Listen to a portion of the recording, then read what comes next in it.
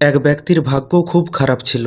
সত্যিই তার ভাগ্য খারাপ ছিল কিনা সেটা পরের কথা, কিন্তু সেই ব্যক্তিটি মনে করত যে তার ভাগ্য খারাপ ছিল।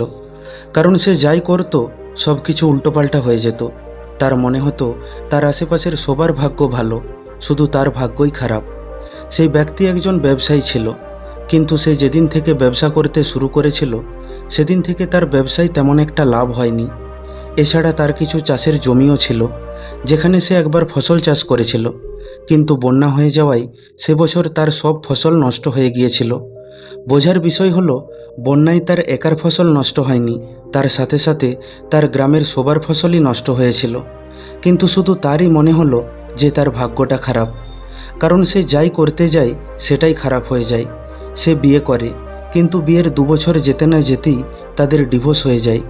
এখানেও তার মনে হয় যে সবাই সুখে শান্তিতে সংসার করছে, কিন্তু তার বেলাতেই এরকম হলো, কারণ তার ভাগ্য খারাপ।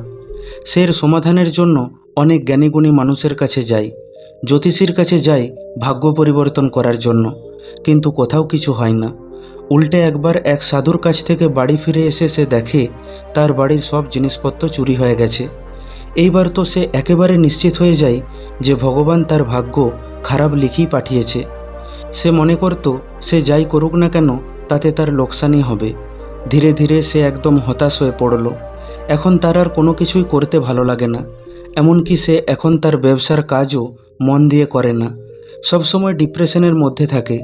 তার মা বাবা তাকে কাজে মন দিতে বললে সে বলে, কাজ করে কি হবে, আমার ভাগ্য যে সবসময়ই খারাপ থাকবে তা আমি জানি, যতই চেষ্টা করো কিছুই হবে না। একদিন এরকমই হতাশ হয়ে সে তার জমির ধারে বসেছিল। এমন সময় সেখান দিয়ে একটি লোক পেরিয়ে যাচ্ছিল। তার জমির পাশে একটি নারকেল গাছ ছিল। সেই লোকটা যখন নারকেল গাছের তলা দিয়ে পেরিয়ে যাচ্ছিল তখন তার গায়ের ওপর একটা ডাব পড়ল। লোকটার একটু লাগলো বটে, কিন্তু তারপর সে ডাবটা কেটে ডাবের ভেতরে থাকা জলটা খেয়ে নিল। ব্যবসায়ী তখন সেই লোকটার কাছে গিয়ে বলল, আপনারও দেখছি আমার মতোই ভাগ্যটা খারাপ, না হলে আমি এতক্ষণ ধরে এখানে বসে আছি, কত মানুষ এখান দিয়ে এলো গেল, কারোর মাথায় ডাব পড়লো না, দেখে দেখে আপনার মাথাতেই পড়তে হলো। ব্যবসায়ীর কথা শুনে সেই লোকটা বলল, ভাগ্য? ভাগ্য আবার কি? ভাগ্য বলে আমার কাছে কিছু নেই, আর যেটা আমার কাছে নেই সেটা খারাপ কি করে হবে? তবে আপনার কথা শুনে মনে হচ্ছে আপনি ভাগ্য নিয়ে বেশ চিন্তিত। ব্যবসায়ী বলে, হ্যাঁ, আমার ভাগ্য খুব খারাপ। আমার মনে হয় এই পৃথিবীতে আমার মতো খারাপ ভাগ্য আর কারো নেই। লোকটি তখন বলে, ঠিক আছে, আপনি যদি আপনার ভাগ্য বদলাতে চান তাহলে আমি এমন একজনকে জানি যে আপনাকে ভাগ্য বদলানোর সূত্র দিতে পারে। তার নাম হলো গৌতম বুদ্ধ। এখান থেকে 7টা গ্রাম পরে তার আশ্রম। আপনি একবার সেখানে গিয়ে ওনার সাথে দেখা করুন, আপনি অবশ্যই ভাগ্য বদলানোর সূত্র পেয়ে যাবেন। পরের দিন সেই ব্যবসায়ী কিছু খাবার আর জল সঙ্গে নিয়ে গৌতম বুদ্ধের সাথে দেখা করতে বেরিয়ে পড়ল। কিন্তু যাওয়ার পথে এক জঙ্গলে কিছু ডাকাত তার সব কিছু ছিনিয়ে নিল। তারপর ডাকাতরা যখন তার ব্যাগটা খুলল তখন তারা দেখল ব্যাগটাতে শুধু খাবার আর জল রয়েছে। তা দেখে একটা ডাকাত বলল, আমাদের ভাগ্যটাই খারাপ, এতদিন পর যদিও একটা মানুষ পেলাম, তার কাছে আবার জল আর খাবার ছাড়া কিছুই নেই। তা শুনে ব্যবসায়ী বলে, তোমাদেরও দেখছি আমার মতোই ভাগ্য খারাপ। ডাকাতটা বলে, হ্যাঁ, তোর মতো মানুষ যারা কিছু নিয়ে বেরোয় না, এরকম মানুষের দেখা পেলে ভাগ্য তো খারাপ হবেই।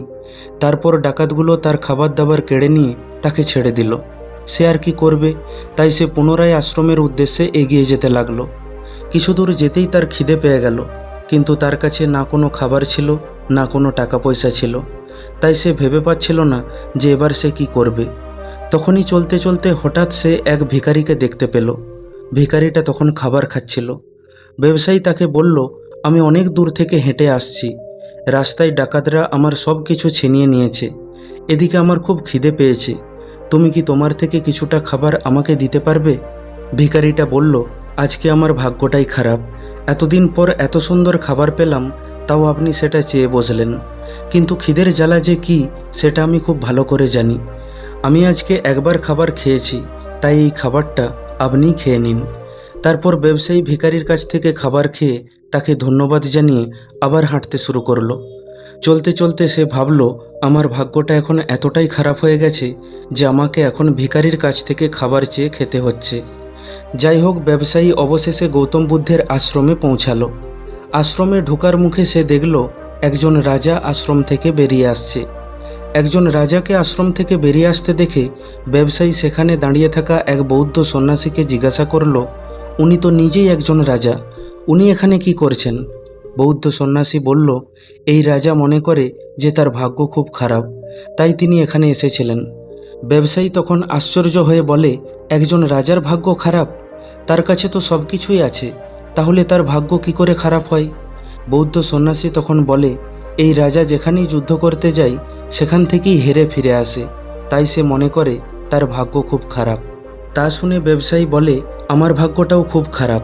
আমি শুনেছি এই আশ্রমে গৌতম বুদ্ধ বলে একজন আছেন, যিনি নাকি ভাগ্য বদলানোর সূত্র দেন। আমি ওনার সাথে একবার দেখা করতে চাই। এই কথা শুনে সেই বৌদ্ধ সন্ন্যাসী বলে, সত্যিই তোমার ভাগ্যটা খারাপ। তুমি শুধু শুধু এত দূর থেকে কষ্ট করে এসেছো, এখানে কোনো ভাগ্য বদলানোর সূত্র দেয়া হয় না, তুমি বাড়ি ফিরে যাও।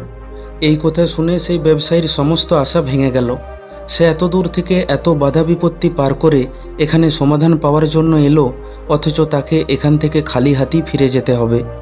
তাই তার মনে হতে লাগলো তার ভাগ্য এতই খারাপ যে এই পৃথিবীতে কেউ এমন নেই যে তাকে সাহায্য করতে পারবে। এই সব ভাবতে ভাবতে সে আশ্রম থেকে বেরোতে যাচ্ছিল। তখনই হঠাৎ তার মনে হলো, এত দূর থেকে এত কষ্ট করে যখন এসেই গেছি, তখন একবার গৌতম বুদ্ধের সাথে দেখা করেই যাই।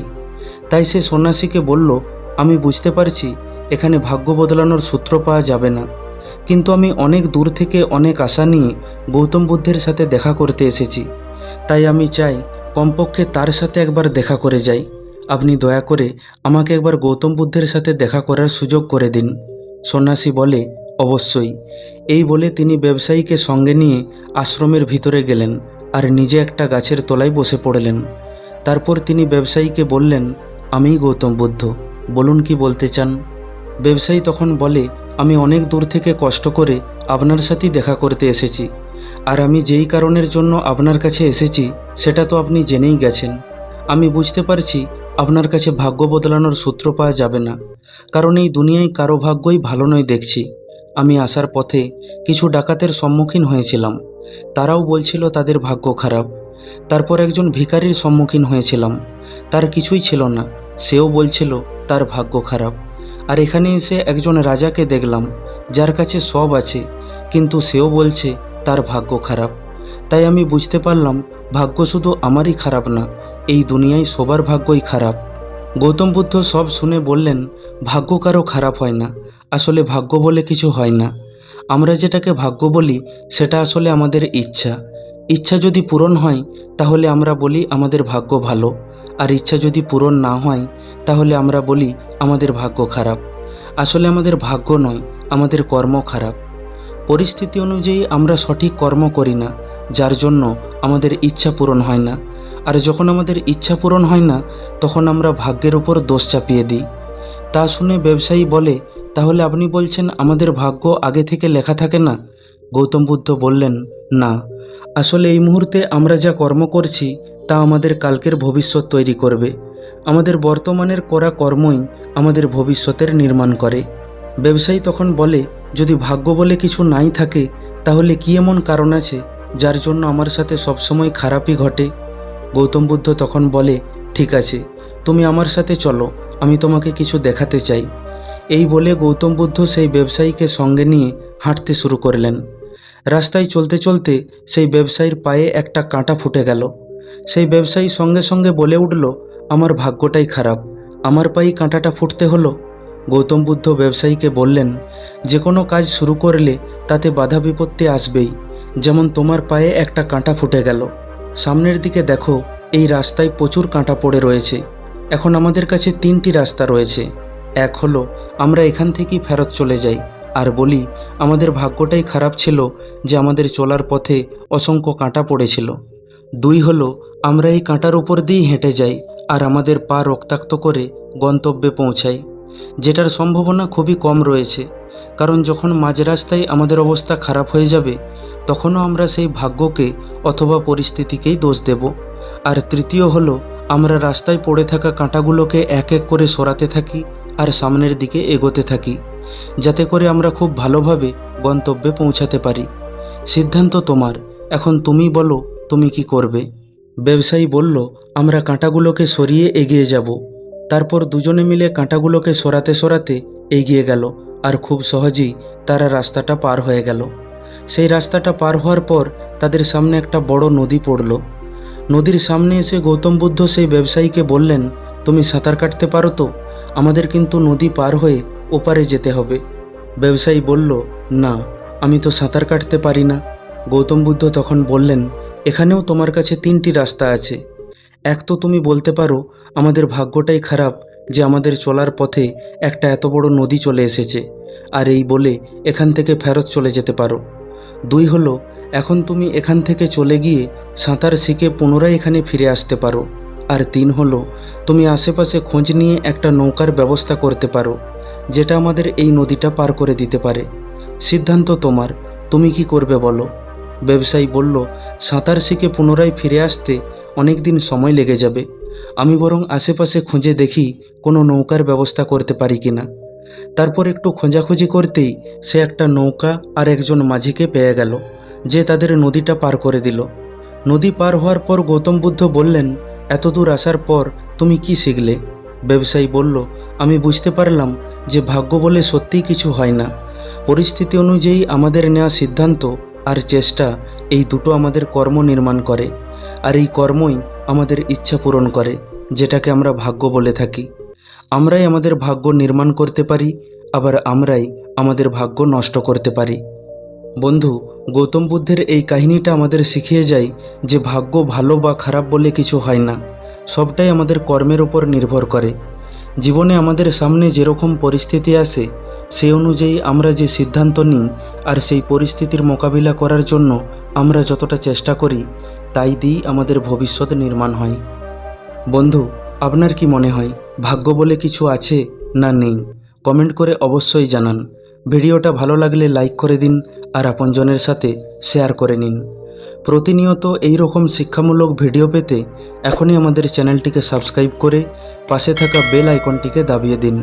খুব তাড়াতাড়ি ফিরে আসব অন্য একটি শিক্ষামূলক ভিডিও নিয়ে। ভালো থাকবেন।